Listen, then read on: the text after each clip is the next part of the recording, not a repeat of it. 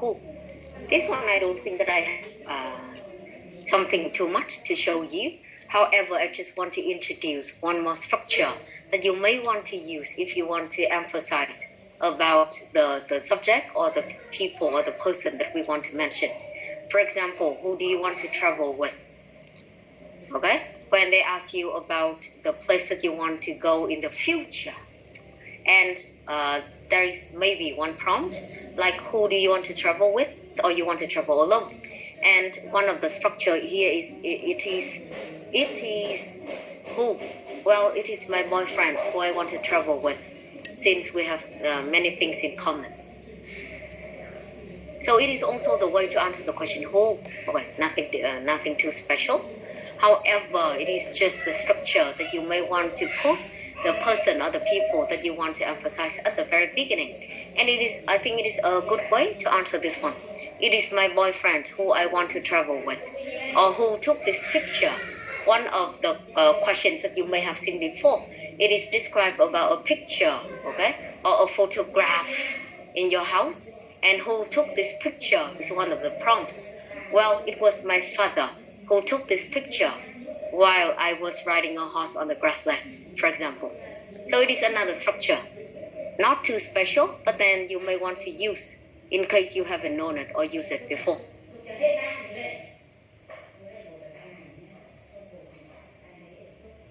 Next one, about when.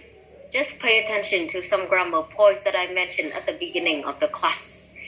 In the past, like when did you travel to this place? Or in the future, when do you want to travel to this place? So at that time, we have to decide and use consistently whether you use past tense or the present or the future tense. Or I plan to. Or when they ask something in the future, your plan. Well, I haven't decided my future timetable yet. Or I may or I will.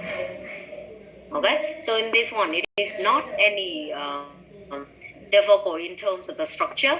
Again, I have to emphasize about the tense use.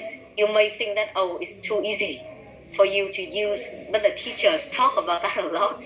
But then from my own experience, I see that the test takers, a lot of test takers, they have difficulties in using the consistent tense or even the correct tense. So that's why I highly recommend you to pay attention to this. And you may want to have in your note, in the previous lesson in terms of the writing, you see the sample that I show you. Các bạn nhớ trong phần writing không?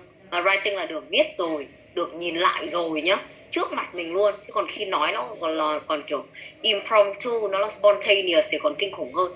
Nên là đừng có underestimate the importance.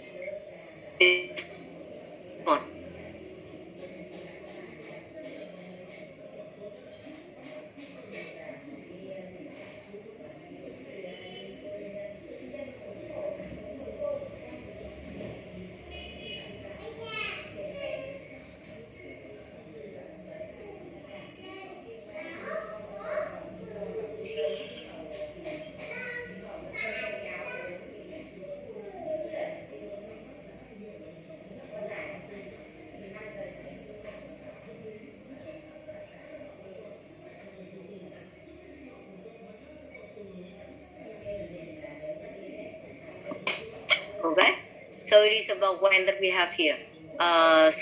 Just a few more things. How often? How often? Normally, I often go shopping. During weekends, I go there once a month.